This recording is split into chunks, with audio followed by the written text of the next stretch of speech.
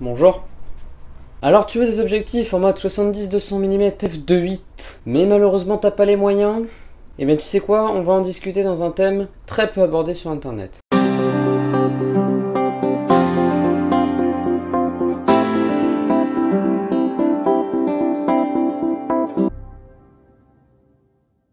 Alors, comme vous avez pu le remarquer au titre, doit-on rester fidèle à la marque de son boîtier? Dans la communauté, les avis divergent. Il y a ceux qui sont pour, et ceux qui sont contre. Les deux camps annoncent de très bons arguments qui se contredisent les uns les autres. Je vais rentrer tout de suite un peu plus dans le sujet en parlant de batterie. Pour votre information personnelle, une batterie Canon LPE10 coûte 40 € pour 4 heures d'autonomie complète. Quand je dis complète, c'est-à-dire qu'à aucun moment cette batterie n'est éteinte. Et coûte malheureusement 40 €. Mais pour les plus intrépides d'entre vous, je vous conseille les batteries Patona qui coûtent 15 €, qui sont vendues par kit de 2, donc 15 € de batterie. Et une seule batterie dure en moyenne 4 heures, donc pour 15 €, soit 25 € moins cher, on a 8 heures d'autonomie, c'est-à-dire 3 heures de plus d'autonomie gratuitement. Limite, gratuitement. Parce que 25 €, c'est beaucoup. Si vous pouvez économiser ça. Alors, certes, au début, moi, elles ont bugué, elles ont mis un peu de temps à se mettre. Mais à force de les comprendre et de comprendre leur système, ça fait maintenant 3 semaines que je les ai pas chargées. Et elles tiennent encore nickel, elles sont même à 2 bars. Et après, j'ai envie de vous dire, c'est comme pour les flash Yongnuo. Qu'est-ce que t'en as à te foutre? Elles ne t'ont coûté que 15 balles. Si elles te claquent au bout de 2 ans, c'est pas vraiment grave. Tu auras certes perdu des batteries, mais tu auras économisé beaucoup d'argent et qui aura été rentabilisé sur une très longue durée. Alors peut-être que les batteries Patona ne sont peut-être pas super fiables dans la durée, je ne sais pas, ça fait maintenant 2 mois que je les ai, je dirais, et franchement j'en suis très content.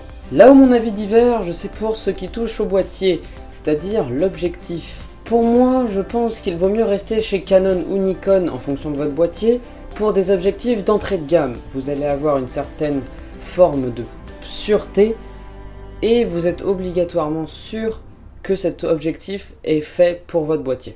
Alors attention, ce conseil pour moi ne concerne vraiment que les objectifs bas prix. Donc les objectifs un peu cheapos, vous pouvez peut-être vous diriger plus facilement chez Canon. Moi je sais que j'ai pris un Tamron 70-300 mm qui est vraiment une tuerie, il me va nickel, il a le piqué que je veux, il n'a pas un piqué de malade d'un sériel, mais franchement ça va, même si j'aurais préféré avoir un Canon. Ça c'est mon expérience après coup, et honnêtement, on peut pas faire autrement. Parce que honnêtement, un 120-400 Sigma qui coûte approximativement 1000 €, je pense que vous avez déjà une très bonne sûreté au niveau de la qualité. Vous allez avoir une mise au point ultrasonique, un piqué de malade, pas du tout de vignettage, en bref, un objectif de très bonne qualité, moins cher qu'un Canon. Alors c'est vrai que si vous commencez à acheter des optiques très chères, vous pouvez passer sur d'autres marques. Là sur ce point là, je ne pouvais rien vous dire parce que c'est vraiment des marques qui sont reconnues dans le haut de gamme.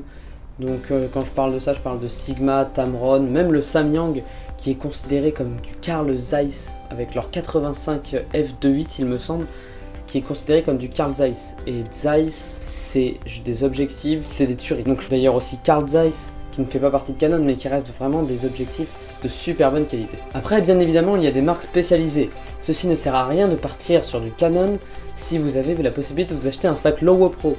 Si jamais vraiment vous avez une marque qui est spécialisée là-dedans, foncez. Ils ont leur expérience qui augmente toute l'année parce qu'ils produisent des produits précis.